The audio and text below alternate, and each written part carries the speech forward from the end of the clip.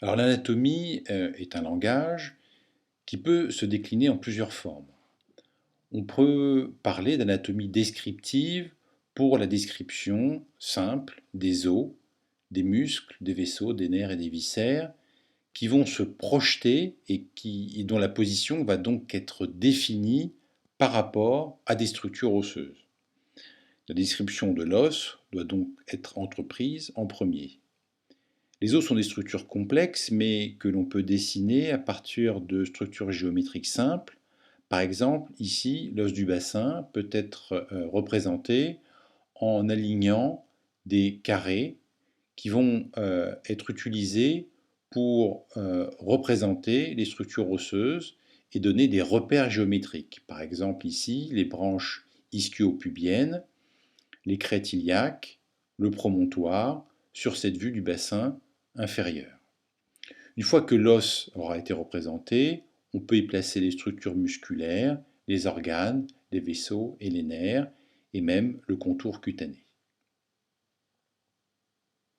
Une fois que cette anatomie descriptive aura été représentée, il faudra passer à une deuxième étape de l'apprentissage, qui est la compréhension d'une coupe anatomique. Cette coupe anatomique représente une sorte de synthèse de ce qui vient d'être vu en montrant sous un jour différent les organes.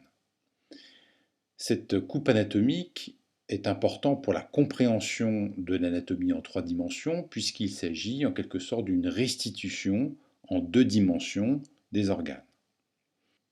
Cette anatomie descriptive peut être illustrée au travers d'un examen clinique ou d'un examen fonctionnel. On voit ici par exemple la palpation des branches ischio-pubiennes chez une patiente. Une illustration radiologique qui va montrer les éléments vus sur la coupe anatomique. Il s'agit ici d'une coupe frontale. Et puis, faisant suite à cette anatomie normale, eh bien, on peut commencer à aborder l'anatomie pathologique. Nous voyons ici une descente d'organes qui est liée à une distension des muscles du périnée.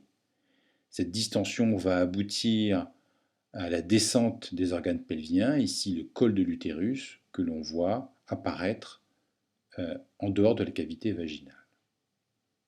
La compréhension de cette pathologie fait appel à la compréhension de l'anatomie normale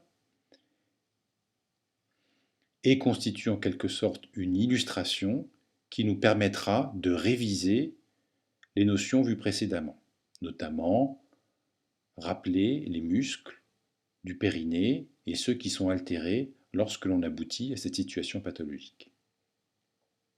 Enfin, nous verrons que la description anatomique permet de comprendre certaines techniques chirurgicales qui sont fondées sur des notions anatomiques standards, notamment par exemple ici une bandelette sous-urétrale qui va utiliser les foramen obturés que l'on voit ici et qui sont présents sur ce schéma pour passer une bandelette de support de l'urètre.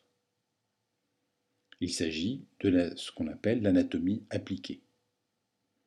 L'apprentissage basé sur la résolution de problèmes cliniques est une méthode d'apprentissage de l'anatomie que nous n'utiliserons pas, mais qui va en sens inverse, puisqu'elle consiste à vous mettre en face d'une situation pathologique et de vous demander de retrouver ou de déterminer vous-même l'anatomie normale à partir de cette situation. Il s'agit d'une méthode d'enseignement d'anatomie employée dans les pays anglo-saxons et qui nécessite un encadrement très poussé.